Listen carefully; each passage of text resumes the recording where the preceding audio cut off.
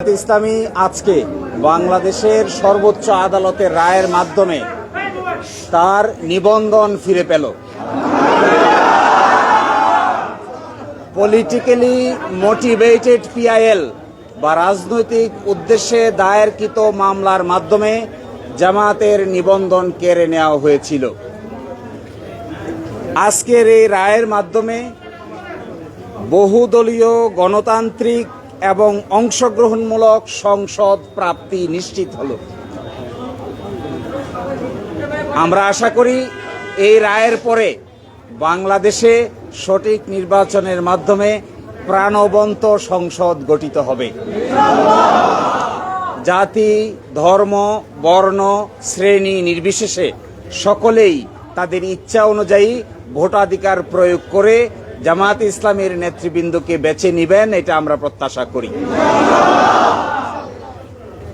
এবং আমরা এটাও প্রত্যাশা করি বাংলাদেশের আগামী সংসদে ইন্টারেস্টিং এবং কনস্ট্রাকটিভ বিতর্ক হবে, যার মাধ্যমে ডেমোক্রেসি একটি স্থায়ী রূপ লাভ করবে।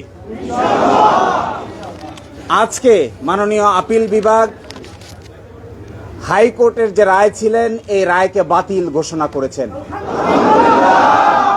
এবং ইলেকশন কমিশনকে নির্দেশনা দিয়েছেন বাংলাদেশ জামায়াতে ইসলামীর রেজিস্ট্রেশন এবং অন্য যে সকল ইস্যু ইলেকশন কমিশনের সামনে আছে বা আসবে সেগুলো যেন দ্রুতই নিষ্পত্তি করেন।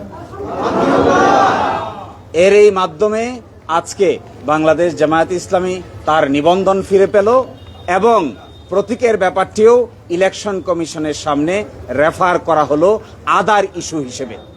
এই জন্য আমরা মামলার শর্ট অর্ডার চেয়েছি। আমরা আশা করি আগামীকালকের মধ্যেই মামলার সংক্ষিপ্ত আদেশ আমরা হাতে পাব। এই সংক্ষিপ্ত আদেশ আমরা ইলেকশন কমিশনের কাছে অ্যাপ্রোচ করব। বাকিটা ইলেকশন কমিশন আইন অনুযায়ী অতি দ্রুত জামাতের নিবন্ধন এবং জামাতের প্রতীক বুঝিয়ে দিবেন, এটা আমরা প্রত্যাশা করি।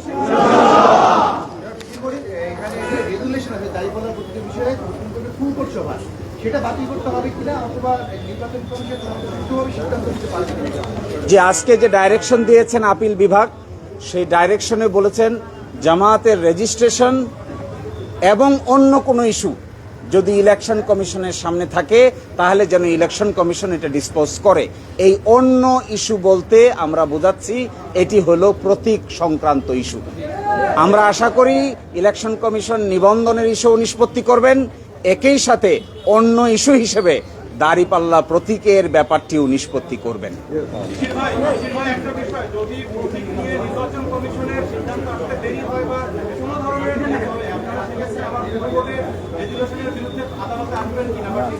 না, আমরা প্রত্যাশা করি বাংলাদেশ সুপ্রিম কোর্টের সর্বোচ্চ আদালতের রায় চূড়ান্ত।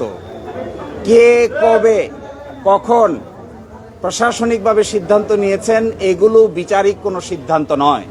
এই জন্য আমরা প্রত্যাশা করি ইলেকশন কমিশন রায়ের কপি পাওয়ার পরে অবশ্যই দ্রুততম সময়ের মধ্যে এই দুটো বিষয়ের সিদ্ধান্ত নিবেন এবং আমাদের প্রত্যাশা কার্যকর হোক, এটাই আমরা গভীরভাবে বিশ্বাস করি।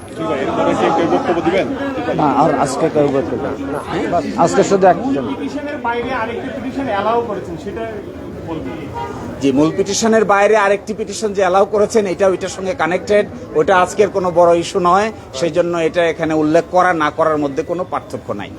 Thank you. না, এটা জামায়াত ইসলামের পক্ষ থেকে বিবৃতি দেওয়া হবে সময় মতো। আপাতত এখানে কেউ অ্যাড্রেস করছেন না।